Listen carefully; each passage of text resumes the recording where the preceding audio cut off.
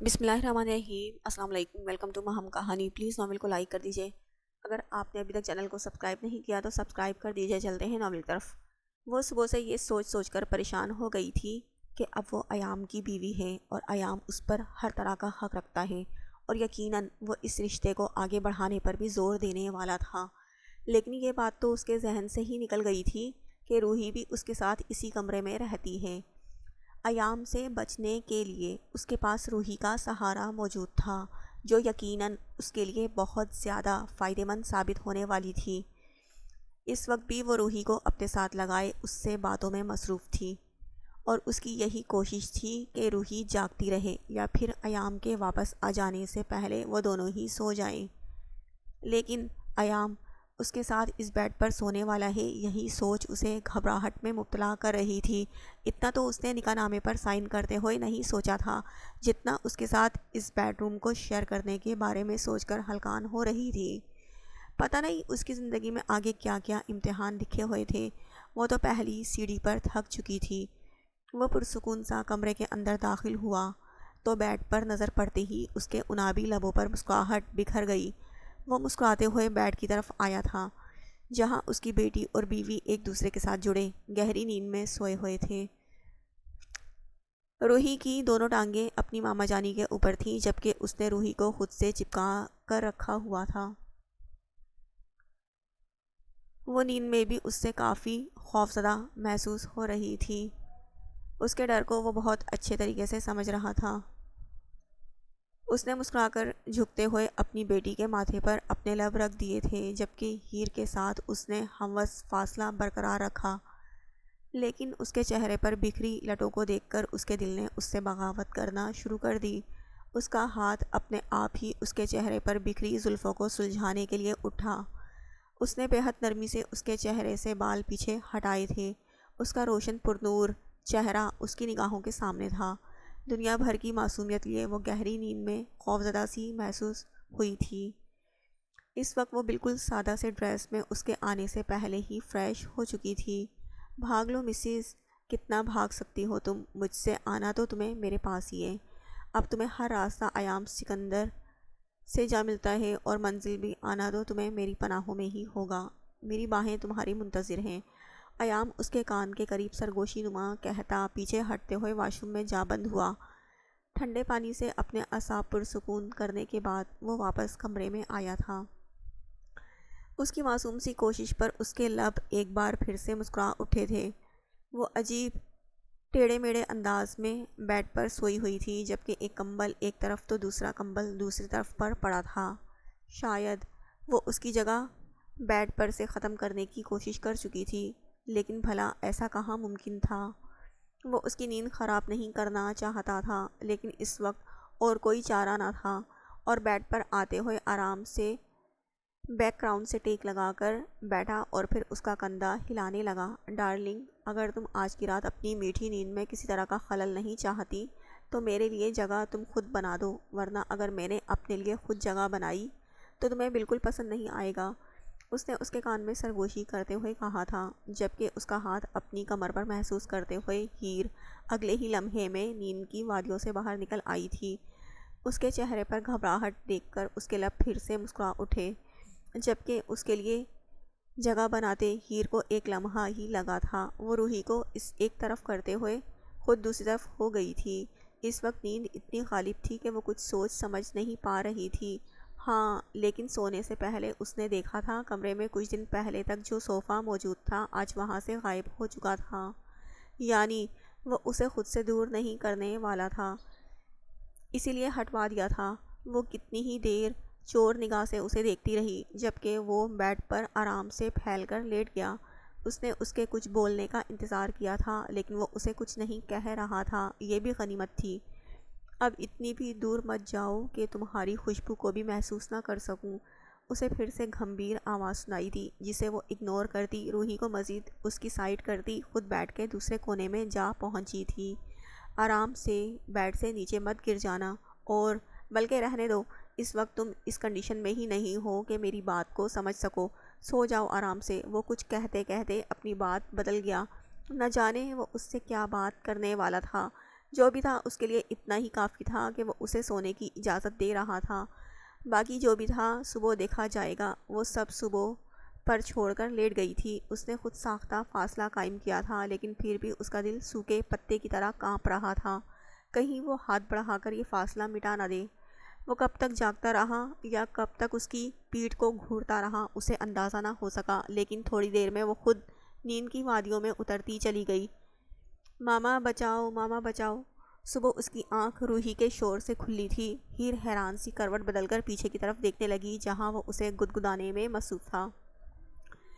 ایک لمحے کے لیے اس کے لبوں پر بھی مسکراہٹ آ گئی تھی، کیونکہ روحی اس سے بچنے کے لیے کبھی اپنی ٹانگوں کا تو کبھی اپنے ہاتھوں کا استعمال کر رہی تھی، اور بار بار اپنی ٹانگ استعمال کر کے اپنا بچاؤ کر رہی تھی، کیونکہ وہ اس کے پیر کو پکڑ کر وہاں گدگدانے لگتا تو روحی کی مزید چیخیں بلند ہوتی۔ وہ دونوں ہی اپنی مستی میں اس حد تک مگن تھے کہ انہیں پتہ ہی نہیں چلا تھا کہ ان کے قریب کوئی تیسرا موجود بھی ہے۔ اچھا اچھا، اب نہیں کروں گی، روحی نے ہارتے ہوئے کان کو ہاتھ لگا کر توبہ کی تھی۔ جب وہ اس کے توبہ کرنے والے انداز پر فدا ہوتا، اس کے دونوں گالوں کو چومتا، دوبارہ اس کے ہاتھ لپیٹا تھا، جب روحی کے ٹھنڈے ٹھنڈے ہاتھ ایک بار پھر سے اس کی گردن میں گدگدانے لگے۔ پھر سے بابا جانی کے ساتھ پنگے، اب تو روحی نہیں بچے گی، روحی بیبی تو گئی۔ وہ اسے وارن کرتا ایک بار پھر سے اٹھا کر اپنے قریب کر چکا تھا۔ ان دونوں کا کھیل کافی دلچسپ تھا۔ وہ اپنے چہرے پہ آنے والی مسکراہٹ کو روک نہیں پائی تھی۔ اچھا اچھا، سوری، اب نہیں کروں گی، پرامس، وہ اونچی اونچی آواز میں چلاتے ہوئے بول رہی تھی، لیکن وہ تو اسے خوب تنگ کرنے میں لگا ہوا تھا۔ نہیں، اب بابا جانی کو روحی کا سوری نہیں چاہیے، اب تو بدلہ ہوگا بدلہ، وہ اعلانیہ کہتا ایک بار پھر سے اس کی ٹمی پر گدگدی کرنے لگا۔ ماما بچاؤ، ماما بچاؤ۔ اسے جاگتے پا کر اس نے دہائیاں دینا شروع کر دی تھیں، پلیز بچاؤ ماما۔ جبکہ اچانک روحی کے اس طرح سے پکارنے پر پہلے تو وہ بھوکلا گئی۔ چھوڑ دیجیے اسے، روحی بار بار اس کا دوپٹہ کھینچ رہی تھی۔ اس نے بیچ میں بولنا ضروری سمجھا تھا۔ روحی کی ماما جانی، بیچ میں پڑنے کی ضرورت نہیں ہے، یہ نہ ہو کہ اپنے پارٹنر کو بچاتے بچاتے تم میرے ہتھے چڑھ جاؤ۔ اس نے کھلے کھلے الفاظ میں اسے دھمکی دی تھی، جبکہ وہ جو اپنا ہاتھ آگے بڑھانے ہی والی تھی، اپنے آپ ہی پیچھے کر گئی۔ روحی نے بے یقین نظروں سے اسے دیکھا تھا، جبکہ وہ خود کو کسی طرح کی مشکل میں پھنسانے کا کوئی ارادہ نہیں رکھتی تھی، اسی لیے نگاہیں چرا کر واش روم میں جا بند ہوئی۔ روحی کی ماما جانی تو بھاگ گئی، سو سیڈ، اب روحی کو کون بچائے گا، وہ اسے خود میں بھینچے پوچھ رہا تھا، جبکہ وہ معصومیت کی انتہا کرتے ہوئے چہرے کو حد درجہ لٹکا چکی تھی۔ اسے خود بخود ہی اس پر ترس آنے لگا۔ اس نے نرمی سے اسے خود سے الگ کیا تھا اور خود ایک بار پھر سے آنکھیں بند کی ہی تھیں کہ اسے پھر سے اپنی گردن پر ننھا سا ہاتھ محسوس ہوا تھا۔ پھر روحی جو وہاں سے بھاگنے کی کوشش میں تھی، اگلے ہی لمحے ایک بار پھر سے اس کے قابو میں آ چکی تھی۔ بابا جانی سے ہوشیاری، وہ اسے قابو کرتے ہوئے سوالیہ انداز میں بولا، جو معصوم لیکن شرارتی آنکھوں سے اسے دیکھ رہی تھی۔ اسے واش روم کے اندر بھی روحی کے چہکنے کی آوازیں سنائی دیتی رہی۔ وہ بری طرح سے پھنسی ہوئی تھی، کبھی وہ اونچی اونچی آواز میں اسے صدائی دیتی تو کبھی اپنے بابا جانی کو سوری بول کر معاملہ ختم کرنے کی کوشش کرتی، لیکن وہ معصوم ہرگز نہیں تھی۔ تھوڑی دیر کے بعد خود ہی کوئی نہ کوئی ایسی شرارت کرتی کہ بری طرح سے پھنس جاتی۔ ویسے تو روحی کو وہ بہت اچھے طریقے سے سمجھ گئی تھی، لیکن آج وہ اسے پہلے سے کئی زیادہ شرارتی محسوس ہوئی تھی۔ وہ نہا کر باہر نکلی تو وہ ابھی تک ایک دوسرے میں ہی مگن تھے۔ اسے دیکھتے ہی روحی نے پھر سے دہائی دینا شروع کر دی۔ وہ بس اپنا آپ اس کی گرفت سے چھڑانا چاہتی تھی، لیکن ایسا ممکن نہیں تھا۔ وہ نازک سی جان اس فولادی جسم کا مقابلہ نہیں کر سکتی تھی۔ اسے ایک لمحے کے لیے روحی پر ترس آیا تھا، لیکن اسے بچانے کے لیے آگے بڑھنے کے بارے میں وہ سوچ بھی نہیں سکتی تھی، کیونکہ اس کا انجام وہ بہت اچھے طریقے سے جانتی تھی۔ وہ جانتی تھی کہ اس کو بچانے کے چکر میں وہ خود ہی کسی بڑی مصیبت کا شکار ہو جائے گی، لیکن روحی کو اس طرح سے نا امید بھی تو نہیں کر سکتی تھی۔ نہ اس نے آئینے کے سامنے رک کر اپنا دوپٹہ اپنے سر پر ٹھیک کیا، جبکہ روحی اب تک اسے پکار رہی تھی۔ اس نے ایک قدم بیڈ کی طرف بڑھاتے ہوئے اچھی طرح سے بیڈ کا معائنہ کیا تھا، اور پھر دروازے کا بھی۔ وہ بیڈ پر روحی اور اسے نظر انداز کر کے دروازے تک آئی اور دروازے کو پوری طرح سے کھول دیا، لیکن باہر نکلنے کے بجائے وہ واپس آئی تھی۔ اس نے بیڈ پر ان دونوں کو ایک دوسرے میں مگن دیکھا اور پھر ایام سے بولی، آپ کا فون بج رہا ہے۔ اس نے سائڈ ٹیبل کی طرف اشارہ کرتے ہوئے کہا تو اس کے اچانک پکارنے پر ایام نے پہلے اسے پھر پیچھے مڑ کر دیکھا، لیکن اس سے پہلے کہ وہ واپس اس کی طرف مڑتا، اس نے پھرتی سے روحی کو بیڈ سے اٹھاتے ہوئے باہر کی طرف دوڑ لگائی تھی۔ اس کی اس حرکت پر تو وہ چند لمحوں کے لیے سمجھ ہی نہیں پایا کہ آخر ہوا کیا ہے، جبکہ دور تک اسے روحی کی چہکتی ہوئی آواز سنائی دیتی رہی، الو بنایا بڑا مزہ آیا، الو بنایا بڑا مزہ آیا۔ ان دونوں کی اس ملی بھگت پر اس کے لب اپنے آپ مسکرا اٹھے تھے، جبکہ وہ نفی میں سر ہلاتا خود بھی بیڈ سے اٹھتے ہوئے فریش ہونے چلا گیا تھا۔ فریش ہونے کے بعد اس نے باہر جانے کے بارے میں سوچا تھا، کیونکہ اپنی ہستی مسکراتی زندگی کے ساتھ اس کی صبح تو خوشگوار ہو ہی چکی تھی، اب اس کا ارادہ اپنا دن بھی خوشگوار کرنے کا تھا۔ لو جی، روحی ابھی ناشتہ نہیں کرے گی۔ روحی نے برشی نہیں کی۔ تانیہ روحی کو ناشتہ کرنے کے لیے کہنے لگی تو اسے آگے سے جواب آیا تھا، وہ صرف اپنے بابا جانی کے ساتھ صبح صبح پنگے کر رہی تھی، جس کا نتیجہ یہ نکلا تھا ابھی تک اس نے برش بھی نہیں کیا تھا۔ جب تک اس کے بابا جانی کمرے سے نہیں نکل آتے تب تک تو وہ کمرے میں نہیں جا سکتی تھی، اسی لیے بابا جانی کے باہر آنے کا انتظار ہی کر سکتی تھی، حالانکہ ابھی اسے بھوک بھی لگی ہوئی تھی۔ تانیہ نے 2 بار آ کر اسے ناشتہ کرنے کے لیے کہا تھا، جبکہ وہ دونوں جاسوس بنی ہوئی تھی کہ کب ایام کمرے سے نکلے اور وہ دونوں جا کر فریش ہوں۔ کل رات ہی تانیہ نے اس کا سارا سامان ایام کے کمرے میں شفٹ کروا دیا تھا، جس کی وجہ سے صبح اسے فریش ہونے میں کافی آسانی ہوئی تھی، ورنہ اسے دوسرے کمرے میں جانا پڑتا اور روحی کا تو سب کچھ تھا ہی وہیں۔ رات روحی کو کہانی سناتے سناتے وہ نہ جانے کب سو گئی تھی۔ ایام نے اسے آ کر جگایا تھا، کیونکہ اس نے ایام کے لیے جگہ ہی نہیں چھوڑی تھی۔ بیڈ پر رات کے بارے میں سوچ کر وہ ایک بار پھر سے ایام کی طرف متوجہ ہو گئی۔ کل رات اگر وہ چاہتا تو اپنا حق اس سے لے سکتا تھا، لیکن اس نے ایسا نہیں کیا۔ کیونکہ یہ تو نہیں وہ جانتی تھی، لیکن اسے یقین تھا وہ زیادہ دن تک اسے خود سے دور نہیں رہنے دے گا۔ وہ صاف صاف کہہ چکا تھا وہ اس کے ساتھ اپنی نئی زندگی کی شروعات کرنا چاہتا ہے، جس کا مطلب یہی تھا کہ وہ اسے فضول میں وقت نہیں دے سکتا۔ اگر دونوں کی جاسوسی ہو گئی ہو تو جا کر فریش ہو لو، اسے پیچھے سے آواز سنائی دی تھی تو روحی تو اس کے ساتھ چپک گئی تھی، جبکہ چہرے پر شرارتی مسکراہٹ تھی۔ وہ ان دونوں کو دیکھ کر مسکراتا ہوا آگے بڑھ گیا تھا۔ چلو چلو جلدی سے روم میں چلتے ہیں اور اندر سے لاک کر دیں گے، بابا جانی نہیں آ سکیں گے۔ وہ اس کی گردن میں باہیں ڈالتے ہوئے اپنا خرافاتی دماغ استعمال کر رہی تھی۔ اگر آپ کے بابا جانی آپ کو سزا دیتے ہیں تو بہت اچھا کرتے ہیں، آپ ہو ہی اتنی شرارتی۔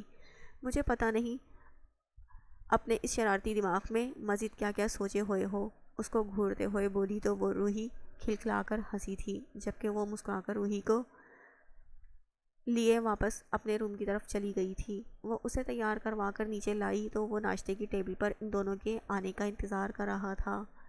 کب سے انتظار کر رہا ہوں، اتنا ٹائم لگا دیا۔ ان دونوں کو آتے دیکھ کر اس نے اپنی گھڑی کی طرف دیکھا تھا، روحی کو کچھ پسند ہی نہیں آ رہا تھا۔ وہ کرسی پر بیٹھتے ہوئے اسے دیر سے آنے کی وجہ بتانے لگی تھی، جبکہ وہ ہنکارا بھرتا اب اپنا کھانا شروع کر چکا تھا۔ ناشتے کے دوران وہ کچھ نہیں بولا، جبکہ ناشتے کے بعد روحی اپنے کھیل کود میں مصروف ہو چکی تھی۔ وہ اسے باہر لان میں آنے کا اشارہ کرتا ہوا خود باہر جا چکا تھا۔ وہ کافی دیر سوچنے کے بعد خود کو اس کے سامنے جانے کے لیے تیار کر چکی تھی۔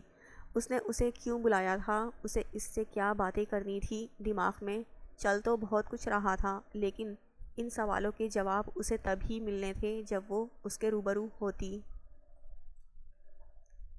آپ نے بلایا؟ وہ جو اپنے پودوں میں مگن تھا اس کی آواز سن کر اس کی طرف متوجہ ہوا تھا۔ ہاں آؤ بیٹھو۔ وہ باہر رکھی کرسی پر اشارہ کرتے ہوئے بولا تو وہ سر ہلاتے کرسی پر بیٹھ گئی تھی۔ یہاں باہر وہ اس سے خوفزدہ ہرگز نہیں تھی، وہ یہاں باہر یقیناً اس کے ساتھ کوئی بے باکی نہیں کر سکتا تھا۔ تم سوچ رہی ہوگی کہ میں نے تمہیں یہاں کیوں بلایا؟ تو مزید ٹائم برباد نہیں کرتا۔ اس کے سامنے والی کرسی پر بیٹھ کر ایام اپنی بات شروع کرنے لگا تو وہ بھی پوری طرح اس کی طرف متوجہ ہو گئی۔ جی بولے۔ اس کے سامنے بیٹھنے پر وہ سمٹ سی گئی۔ کل ہماری شادی ہو چکی ہے تو اب آفیشلی ہم ہسبینڈ وائف ہیں۔ میں اپنی زندگی میں کسی طرح کی کوئی بدمزگی نہیں چاہتا۔ تم میری بیوی ہو اور میں تمہارے ساتھ اس رشتے کو لے کر بہت فیئر ہوں۔ کل رات میرے آنے سے پہلے تم چینج کر کے سو گئی یا میرے آنے کا انتظار نہیں کیا۔ اس طرح کی کوئی سوچ میرے دماغ میں ہے ہی نہیں۔ اگر ہوتی تو تمہیں کل رات ہی بتا دیتا۔ تم نے مجھے دھوکہ دیا، یہاں سے بھاگنے کی کوشش کی، جو کہ ایک بہت بری حرکت تھی اور آگے جا کر تمہارے لیے بہت ساری مصیبتوں کے دروازے کھول سکتی تھی۔ خیر جو بھی ہوا بھول جاتے ہیں اور اپنی زندگی میں آگے بڑھتے ہیں۔ پرسوں روحی کی سالگرہ ہے اور اس سے اگلے دن ہمارا ولیمہ۔ میں تمہیں ان 2 دنوں کا وقت دے رہا ہوں۔ اپنے آپ کو جتنا ہو سکے اس رشتے کو قبول کرنے کے لیے تیار کر لو، کیونکہ میں مزید انتظار نہیں کر سکتا۔ مجھے میری زندگی میں اب کوئی پرابلم نہیں چاہیے۔ میں اپنے دل کی پوری رضامندی سے تمہیں اپنی بیوی بنا چکا ہوں۔ میں جانتا ہوں تم مجھے ٹھیک سے جانتی تک نہیں، تمہیں میرے بارے میں کچھ بھی نہیں پتہ۔ ایسے شخص کے ساتھ ساری زندگی گزارنا تمہارے لیے مشکل ہو سکتا ہے، لیکن میرے خیال میں پاکستان میں 80% لڑکیوں کی زندگیوں کے فیصلے اسی طرح ہوتے ہیں۔ تم یہ ہی سمجھنا کہ ہماری ارینج میرج ہوئی ہے اور ہر ارینج میرج میں مرد کی کچھ سوچیں ہوتی ہیں، کچھ ڈیمانڈ ہوتی ہے، اور میرے دماغ میں یہ سوچ ہے کہ میں نہیں چاہتا کہ تم فضول طرح کی سوچیں اپنی زندگی میں لا کر اپنی اور میری زندگی کو ڈسٹرب کرو۔ میں چاہتا ہوں کہ تمہاری سوچوں پر بھی صرف میری حکمرانی ہو، اور ان سب چیزوں کو قبول کرنے کے لیے تمہیں میں 2 دن کا وقت دے رہا ہوں۔ روحی کی سالگرہ کی رات تم مجھے تمہارے دل کی پوری رضامندی کے ساتھ ملو گی۔ اب تم اسے میرا حق سمجھو یا حکم، تمہاری مرضی، لیکن اس سے زیادہ وقت میں تمہیں نہیں دوں گا۔ ایام اپنی بات مکمل کر کے چلا گیا تھا، جبکہ وہ کتنی ہی دیر وہیں بیٹھی رہی۔ اسے ایام کی باتیں بری نہیں لگی تھی، کیونکہ اس کی کوئی بھی بات غلط نہیں تھی۔ وہ اپنی زندگی میں کسی طرح کا کوئی مسئلہ، کوئی پریشانی نہیں چاہتا تھا۔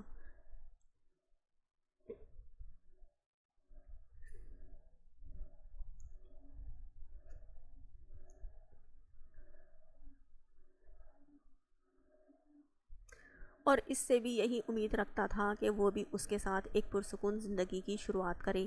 یہ اس کے لیے بہت مشکل تھا، کیونکہ اس شادی میں اس کی مرضی شامل نہیں تھی، لیکن یہ بھی حقیقت تھی کہ ساتھ کے ساتھ شادی میں بھی وہ راضی نہیں تھی۔ اگر وہ ساتھ کے ساتھ ایک پرسکون زندگی کے خواب سجا سکتی تھی تو ایام کے ساتھ کیوں نہیں؟ وہ ایام کا ساتھ قسمت کا لکھا سمجھ کر قبول کر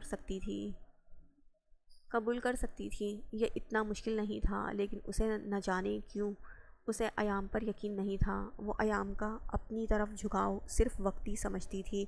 اسے لگتا تھا کہ ایام کو اس کی خوبصورتی اپنی طرف کھینچتی ہے، اور اس نکاح کے پیچھے بھی یہی وجہ ہے، کیونکہ اس کی نیت اس پر اس کی طلاق سے پہلے ہی خراب تھی۔ وہ پہلے سے اس پر غلط نگاہ رکھے ہوئے تھا۔ اگر وہ اپنے بھائی کی بیوی پر غلط نگاہ رکھ سکتا تھا تو وہ اس پر کیسے یقین رکھتی؟ اسے یقین تھا کہ وہ اس سے کوئی پیار محبت نہیں کرتا، وہ صرف اس کو حاصل کرنا چاہتا ہے، اور جس دن اس نے اسے حاصل کر لیا وہ اسے دوبارہ منہ بھی نہیں لگائے گا۔ اس کی سوچ ایام کو لے کر دن بدن خراب ہوتی جا رہی تھی۔ وہ ایام کو بہت غلط سمجھ رہی تھی۔ پھر اسے یہ بھی خیال آتا کہ اگر ایام صرف اسے حاصل کرنا چاہتا تو اس سے شادی کیوں کرتا؟ وہ ایک مضبوط مرد تھا، وہ اسے اپنے زور بازو پر بھی حاصل کر سکتا تھا۔ اسے اس سے شادی کرنے کی ضرورت ہرگز نہیں تھی۔ وہ بری طرح سے الجھی بیٹھی تھی۔ جب وہ واپس آتا نظر آیا، وہ باہر جانے کے بجائے اسی کی طرف آ گیا تھا۔ وہ جو وہاں سے اٹھ کر جانے کا ارادہ رکھتی تھی واپس بیٹھ گئی۔ وہ اس کے پاس آ رکا تھا۔ اب کون سی فضول سوچوں میں ڈوبی ہو؟ بیوی میں منع کر رہا ہوں تو بہتر ہے تم اپنی فضول سوچوں سے باز آ جاؤ، ورنہ اپنے لیے تم خود برا کرو گی۔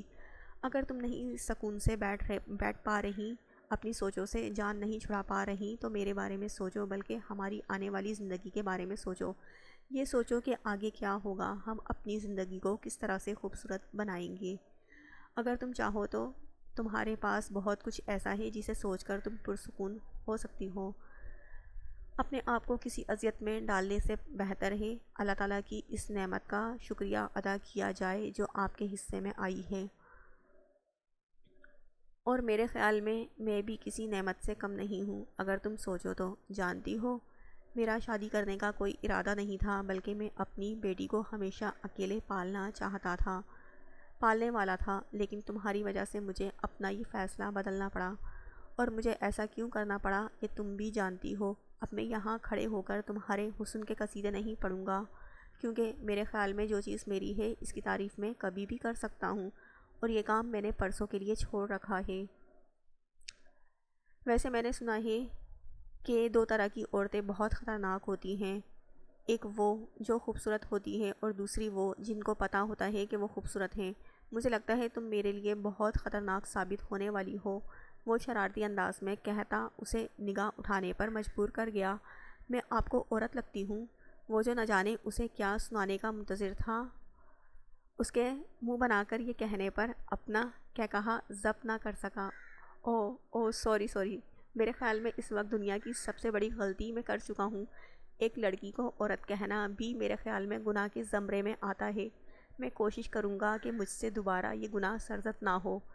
میں چلتا ہوں، خیال رکھنا اپنا، جلدی آنے کی کوشش کروں گا۔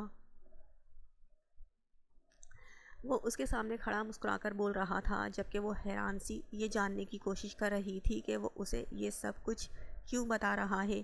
جب اگلے ہی لمحے اس نے جھکتے ہوئے اس کے گال پر اپنے لب رکھے، ہیر جی جان سے لرز کر رہ گئی۔ وہ اس طرح کی کوئی حرکت کرے گا یہ تو اس کے وہم و گمان میں بھی نہ تھا، جبکہ وہ اسے کچھ بھی بولنے کا موقع دیے بنا اپنے قدم اپنی گاڑی کی طرف بڑھا چکا تھا۔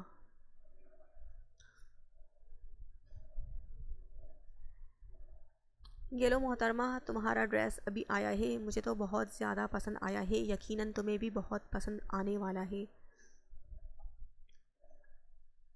اس کی ڈیزائننگ تو چیک کرو یار، واللہ کتنی خوبصورت ہے۔ روحی کا بھی بالکل سیم ٹو سیم تمہارے جیسا ہے۔ آرڈر تو 1.5 ہفتے پہلے کیا تھا اور آنے والا بھی کل ہی تھا، لیکن آج ہی ڈیلیور ہو گیا۔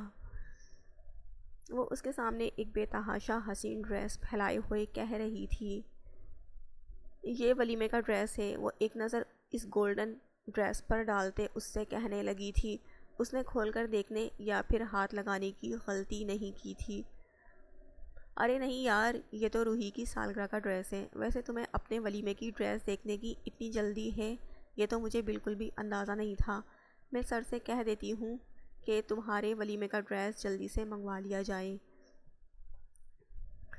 کیونکہ ہماری دلہن صاحبہ کو بہت جلدی ہے۔ وہ اس کے کندھے کے ساتھ کندھا ملاتے چھیڑنے والے انداز میں بولی تھی۔ توبہ توبہ، مجھے کوئی جلدی نہیں ہے، کچھ بھی کہنے کی ضرورت نہیں ہے، میں تو بس ایسے ہی تم سے پوچھ رہی تھی۔ وہ اس سے کہتی ڈریس گھسیٹ کر اپنے قریب کر چکی تھی۔ اس کی زپ کھولتے ہوئے وہ اسے بیگ سے باہر نکالنے لگی۔ یہ تو بہت زیادہ بھاری ہے، میں اسے پہن کر کیسے چلوں گی؟ تانیہ اور روحی کے لیے بھی یہ کافی بھاری ہوگا۔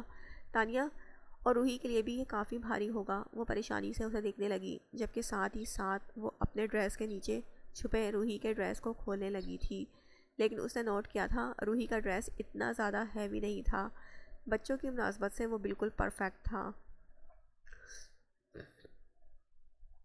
ارے نہیں، روحی کا ڈریس بالکل بھی ہیوی نہیں ہے، وہ بہت آسانی سے اسے کیری کر پائے گی۔ تم اپنا سوچو، کیونکہ تمہارے لیے آسان ہرگز نہیں ہوگا۔ وہ اسے روحی کی طرف سے بے فکر کرتے ہوئے کہنے لگی تھی، میں کوئی اور پہن لوں گی، اس میں تو چلنا بھی محال ہوگا، خود ہی فیصلہ کرتے ہوئے کہنے لگی تھی۔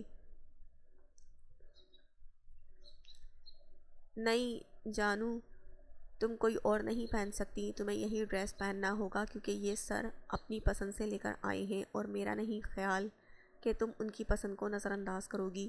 ویسے تم نے کل رات کے بارے میں مجھے کچھ نہیں بتایا، کیا ہوا کل رات کو؟ کل رات کو سر نے غصہ تو نہیں کیا؟ ویسے وہ رات کافی دیر سے گھر واپس آئے تھے، میرے خیال میں تب تک تم سو چکی ہوگی۔ تانیہ نے سرسری سے انداز میں پوچھا تھا۔ اسے یاد آیا کل تانیہ نے اس کے ساتھ کچھ خاص اچھا نہیں کیا تھا۔ وہ اس کی مدد کرنے کے بجائے ایام کے حکم کو فالو کر رہی تھی اور اسے یہ بات بہت بری لگی تھی۔ وہ اس کی دوست تھی، اس کی مدد کر سکتی تھی، لیکن اس نے ایسا نہیں کیا اور اب وہ اس سے بالکل نارمل بات کر رہی تھی جیسے کچھ ہوا ہی نہیں، لیکن حقیقتاً کل تانیہ نے اس کا بہت دل دکھایا تھا۔ ویسے اگر دیکھا جائے تو وہ بھی مجبور تھی، وہ ایام کی ملازمہ تھی، اگر وہ اس کی کوئی بھی مدد کرتی تو یقیناً اپنی نوکری سے ہاتھ دھو بیٹھتی، اور اس کا تو کوئی سہارا بھی نہیں تھا۔ شاید جو تانیہ نے کیا وہ ایک طرح سے صحیح بھی تھا، کیونکہ تانیہ اس کے علاوہ اور کچھ نہیں کر سکتی تھی۔ تانیہ کی نظر میں ایام ایک بہت اچھا انسان تھا، جو تانیہ کے حساب سے اس کے لیے بہت اچھا ثابت ہونے والا تھا۔ تانیہ کے ساتھ کسی بھی طرح کی ناراضگی ظاہر کر کے وہ اسے شرمندہ نہیں کر سکتی تھی، کیونکہ اس وقت یہاں اسے سمجھنے والی صرف یہی اس کی دوست تھی۔ کہیں نہ کہیں اس کے اور ایام کے نکاح میں قسمت کا کھیل تھا۔ پہلے سعد کے ساتھ اچانک شادی اور پھر اچانک طلاق اس کے نصیب میں لکھی تھی، اور پھر جب وہ اپنے بھائی کے قریب جانے والی تھی، ان مصیبتوں سے نکلنے والی تھی، اس کی ایام کے ساتھ شادی ہو گئی۔ یہ سب اس کے نصیب کا لکھا تھا، اور یہ جیسا بھی تھا اسے قبول کرنا تھا۔ شاید ایام ایک بہت برا انسان ہوگا، شاید آگے جا کر وہ اس کے لیے اچھا ہسبینڈ ثابت نہ ہو، لیکن وہ سعد جتنا برا بھی نہیں تھا، برا بن بھی نہیں سکتا تھا، جو اپنی ہی بیوی کا سودا کر دے۔ کل رات اس کے ساتھ کیا ہوا، اس کے ساتھ کیا ہونے والا تھا، یہ تو وہ نہیں جانتی تھی، اور نہ ہی اسے ان سب چیزوں کا ہوش رہا تھا، لیکن غنودگی میں بھی اسے اپنے آس پاس ہونے والی باتوں کی آواز سنائی دیتی رہی۔ کل اس کے ساتھ کیا ہوا اور اس کے ساتھ کیا ہونے والا تھا، یہ تو وہ نہیں جانتی تھی، اور نہ ہی اسے ان سب چیزوں کا ہوش رہا تھا، لیکن غنودگی میں بھی اسے اپنے آس پاس ہونے والی باتوں کی آواز سنائی دیتی رہی۔ وہ ہر چیز تو نہیں سمجھ پائی تھی، لیکن بہت ساری انجان آوازوں میں اسے سعد کی جانی پہچانی آواز سنائی دی تھی، جو ان غنڈوں سے کہہ رہا تھا اس نے اسے کسی کے آگے بیچ دیا تھا، اور اس کی شادی کے پیچھے کی وجہ بھی یہی تھی، یہاں تک کہ اس نے شادی بھی کسی کے کہنے پر کی تھی، اور پھر اس نے اسے ایام کے گھر بھیج دیا تھا، اور بعد میں اپنی جان بچانے کے لیے اس نے اسے طلاق دے دی۔ وہ کتنا گرا ہوا انسان تھا، سوچ کر ہی اسے اس سے نفرت ہونے لگی تھی۔ کیا کوئی اتنی گھٹیا اور گری ہوئی حرکت کر سکتا ہے کہ اپنی ہی بیوی کو کسی کے آگے بیچ دے؟ اسے سوچ سوچ کر اس سے نفرت محسوس ہو رہی تھی۔ وہ اپنی زندگی میں سعد کو کبھی دوبارہ سوچنا بھی نہیں چاہتی تھی، اور ایام شاید یہ سوچتا تھا کہ اس کی ساری سوچیں سعد کی طرف ہیں، یا وہ سعد کے لیے کوئی جذبات رکھتی ہے، حالانکہ وہ آج کل صرف اپنے بھائی کا سوچ رہی تھی کہ وہ اس سے رابطہ نہیں کر پا رہی تھی، کیونکہ اس کا موبائل، اس کے بھائی کا نمبر، ہر چیز وہ کھو چکی تھی۔ ہاں، لیکن ایام کیا سوچتا تھا کیا نہیں، اسے فرق نہیں پڑتا تھا، وہ اس وقت اپنی ہی سوچوں میں الجھی ہوئی تھی۔ یقیناً تانیہ اسے خوش نصیب سمجھتی تھی جسے ایام کی ہمراہی ملی تھی، لیکن وہ اسے کیا بتاتی کہ سعد کی اتنی گھٹیا حرکت نے اس کا مرد ذات سے یقین ہی ختم کر دیا تھا۔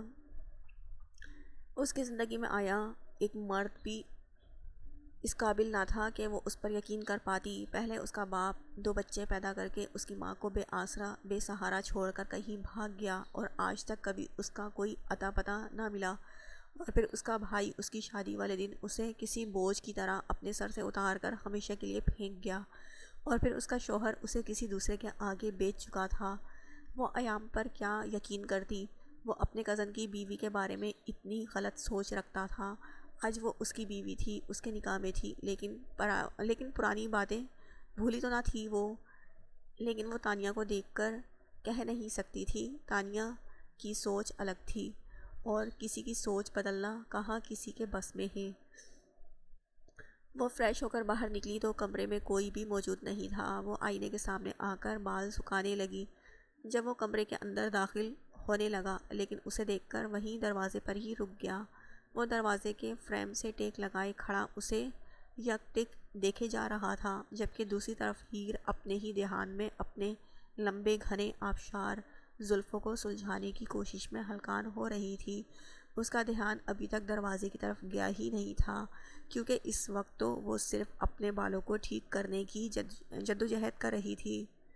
ایام نے اسے کبھی بھی دوپٹے کے بنا نہیں دیکھا تھا، اسی لیے اندازہ نہ تھا کہ اس کے بال اتنے لمبے اور خوبصورت ہوں گے۔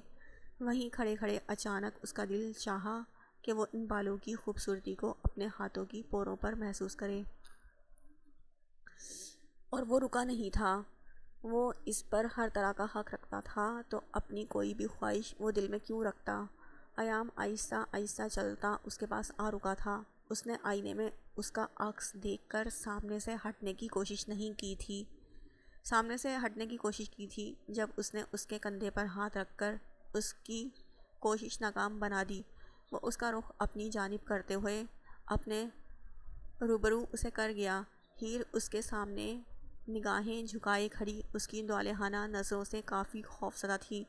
میرے خیال میں اب تمہیں فضول کا بھاگنا چھوڑ دینا چاہیے، کیونکہ اب نہ تو یہ تمہارے بس میں ہے اور نہ ہی اب میں ایسا کچھ ہونے دوں گا۔ وہ اس کے کان کے قریب سرگوشی نما آواز میں بولا، جبکہ اسے اتنے قریب محسوس کرتے ہوئے ہیر کی دھڑکنوں میں اشتعال برپا ہو گیا۔ وہ مجھے باہر جانا ہے۔ وہ اچھی خاصی نروس ہو گئی تھی۔ نہیں، ابھی میں تمہیں محسوس کرنا چاہتا ہوں، وہ حکمیہ بولا، جبکہ اس کے الفاظ پر ہیر کی تو مانو سانسیں ہی اٹک گئیں۔ دیکھنا چاہتا ہوں میں تمہیں۔ اس کے نازک مرمری کمر کے گرد اپنا حصار بناتا وہ اس کی بات کاٹ گیا۔ یقین نہیں آتا محبت اتنی حسین بھی ہو سکتی ہے، وہ گھمبیر لہجے میں کہتا اس کے چہرے پر جھکا تھا، لیکن اس سے پہلے کہ وہ کوئی گستاخی کرتا وہ رخ پھیر گئی۔